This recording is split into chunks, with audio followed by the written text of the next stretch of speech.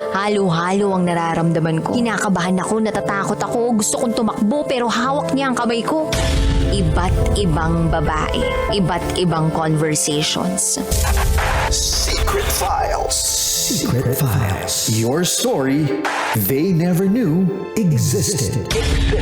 Tinuruan niya ako kung paano maging isang mahusay na kabit. Yung puso ko parang sinasaksak sa sobrang sakit. Secret Files. Secret Files. Secret Files. Secret Files.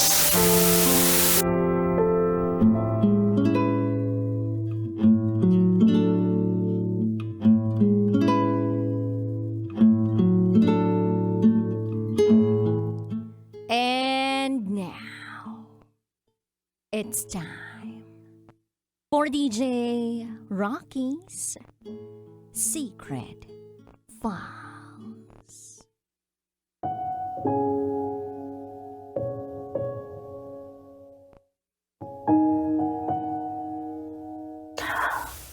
Sawa na po ako sa buhay ko. Married po ako. Last year lang. But, hindi ako masaya. Kasi, nung bata ako, nagkaroon ako ng trauma sa family ko.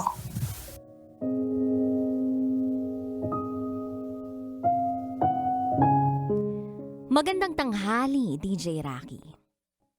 Itago mo na lang ako sa pangalang Diva. At ito, ang aking secret file.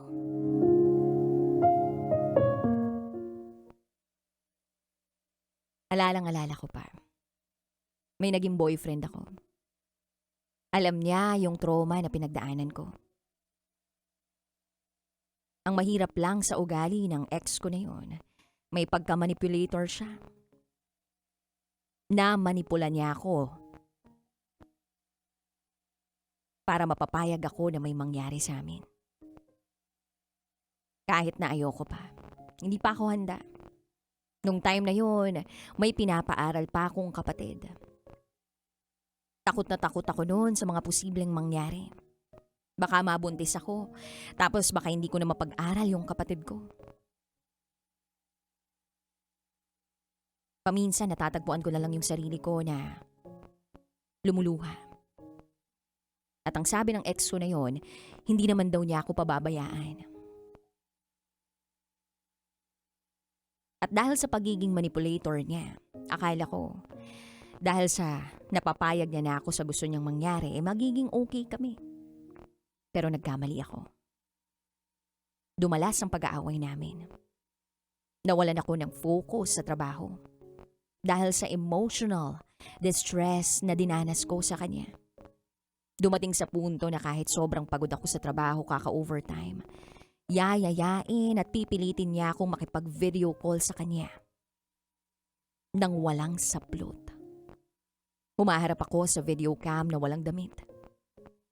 Habang lumuluha sa harap niya. Pinagbibigyan ko siya kahit masakit sa loob ko. Kahit puyat ako, kahit pagod na ako. DJ Rocky. Alam ng taong yun. Yung naging nakaraan ko. Sa pamilya ko. Pero dahil mahal ko siya.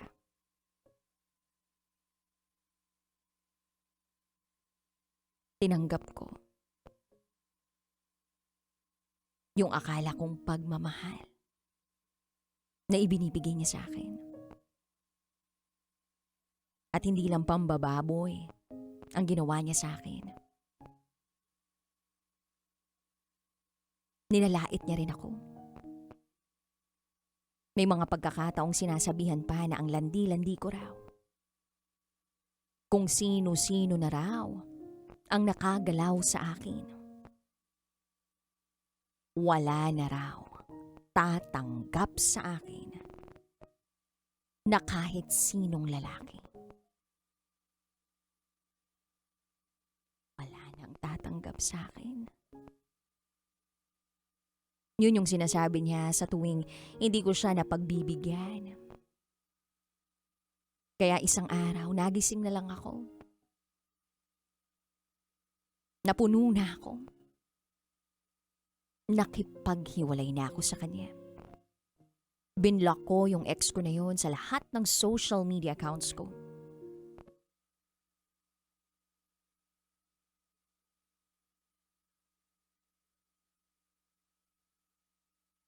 Gusto sana niyang bumalik.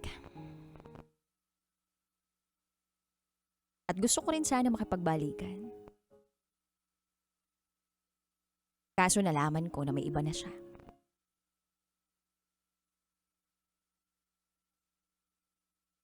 Masakit yun.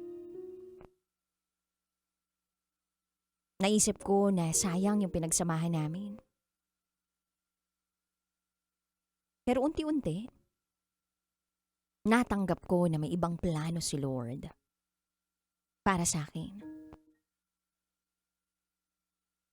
Kaya siguro hindi niya hinayaan na magkabalikan pa kami ng ex ko. Hanggang sa nakilala ko ang asawa ko na ngayon. Etong asawa ko na ngayon, siya talaga yung lalaki na ipinagdasal ko sa Panginoon na ipagkaloob sana sa akin. Yung taong tatanggapin ako ng buong buo. Kasi lahat ng lalaking dumaan sa buhay ko, ginawan lang ako ng masama.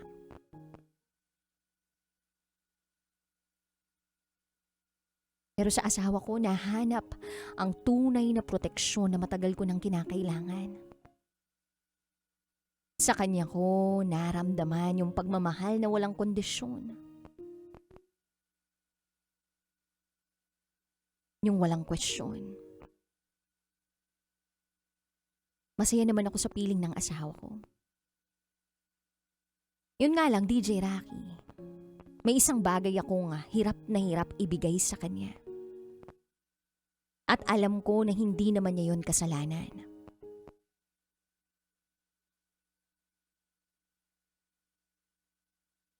At malamang, nagmumula ito sa nakaraan ko. Yung trauma. Dahil halos lahat ng lalaki sa buhay ko, ginawan ako ng masama. May mga bahagi ng nakaraan ko na hanggang ngayon, hindi pa rin ako tuluyang pinakakawalan. Ito pong asawa ko, sobrang kabaliktaran niya. Ito po talaga yung dinarasal ko na sa kay Lord na yung taong tatanggap sa akin. Akala ko po wala na kasi nga po lahat ng lalaki sa buhay ko ginawan ako ng masama. Walang kumakampi sa akin. Masaya po talaga ako sa asawa ko. Sobrang saya. Sobrang smooth.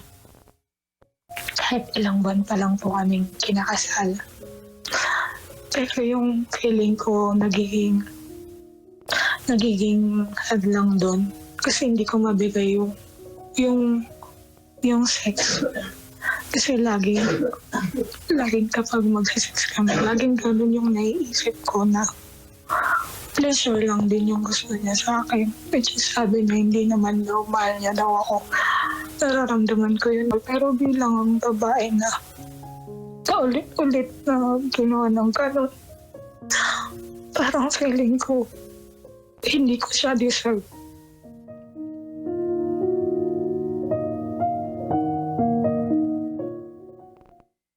Lahat kasi ng lalaki sa buhay ko,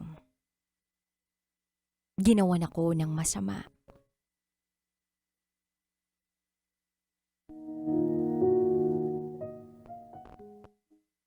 Pero ang asawa ko hindi. Sa kanya ko unang naramdaman na ligtas ako.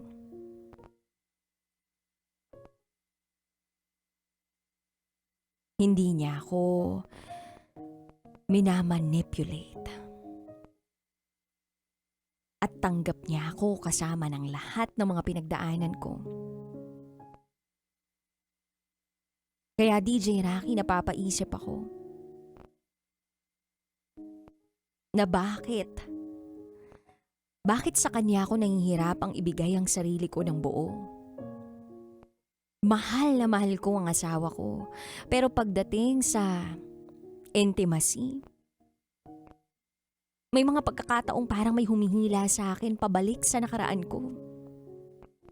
Gusto ko maging present sa moment namin, pero may bahagi ng isip ko na hindi pa rin makaalis sa mga pinagdaanan ko noon. At doon ako nasasaktan kasi hindi naman siya ang gumawa sa akin ng masama.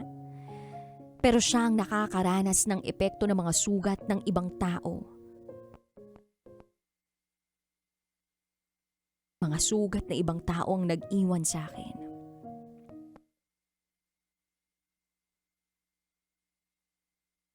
Habang sinusubukan kong intindihin kung bakit ganito ako, bumabalik sa akin ang mga tanong na matagal ko nang dala. Bakit sa akin nangyari yun? May kasalanan ba ako? At bakit hindi ako pinoprotektahan ng sarili kong pamilya? Nung teenager ako, DJ Rocky, sinabi ko kay mama yung ginawa ni papa sa akin. Akala ko nga yayakapin niya ako. Akala ko magagalit siya kay papa. Akala ko ipagtatanggol niya ako sa kababuyang ginawa ng papa ko sa akin. Pero hindi ko nakuha ang reaksyong inihintay ko. Mag-isa akong humarap sa takot ko.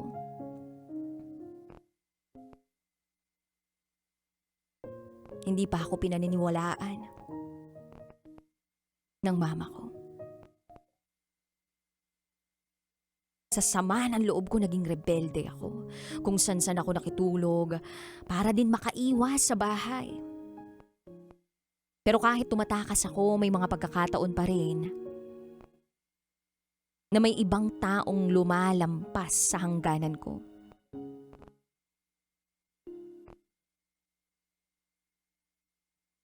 Lahat ng yun nakaapekto sa pag-aaral ko, pati sa relasyon ko sa pamilya ko. Dumating pa sa puntong pinalayas ako sa bahay at naging palaboy ako. Kalauna nakabalik din ako pero hindi agad nawala ang takot ko. Hanggang sa isang pagkakataon, nagkaroon ako ng sakit, muli kong naranasan ang isang bagay mula kay Papa na hindi dapat maranasan ng kahit sinong anak. Mahina ako noon. At sa kabila ng kahinaan ko noon, nagawa kong ipaglaban ang sarili ko.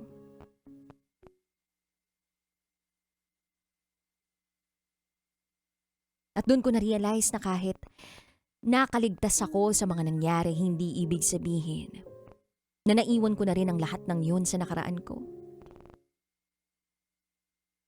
Nakapagtapos ako, nagtrabaho, nagkaroon ng relasyon. At kalaunay nakilala ang asawa ko.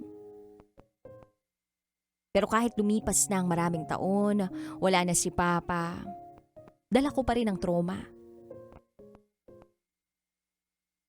At ngayon nakikita ko kung paano nito naaapektuhan ang pagsasama naming mag-asawa.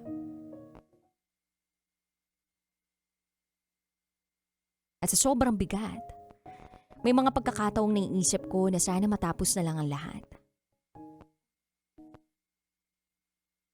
Pero sa kabilang banda, ayokong sumuko. Gusto kong gumaling. Gusto ko na matutuhang mahalin ang sarili ko. Na hindi na ipadama sa akin ng sarili kong pamilya. Gusto ko na tanggapin yung pagmamahal ng asawa ko na hindi ko kailangang labanan ng sarili kong nakaraan. Gusto kong makalaya. Pero hindi ko alam kung paano. Patay na si Papa ngayon. At hindi ko siya napatawad. Si Mama naman buhay pa pero pinili kong lumayo sa poder niya. Iniisip ko nga minsan, kailangan ko ba silang patawarin para makausad ako? Kasalanan ko ba kung hindi ko pa kayang magpatawad? Yun ba talaga ang magiging paraan para makalaya ako sa nakaraan? At paano ko sisimulang buuin ang sarili ko? Kung ang mga taong dapat unang nagmahal at nagprotekta sa akin, ang unang nagturo sa akin na matakot. DJ Rocky, gusto ko nang gumaling. Hindi lang para sa asawa ko, kundi para sa sarili ko. Parang sinabi ko sa sarili ko, Lord, sobrang sama ko ba? Kasi namatay na yung tatay ko. And yet, hindi ko siya pinatawad. Tapos yung nanay ko, hanggang ngayon buhay pa, pero ayaw ko na siyang makita.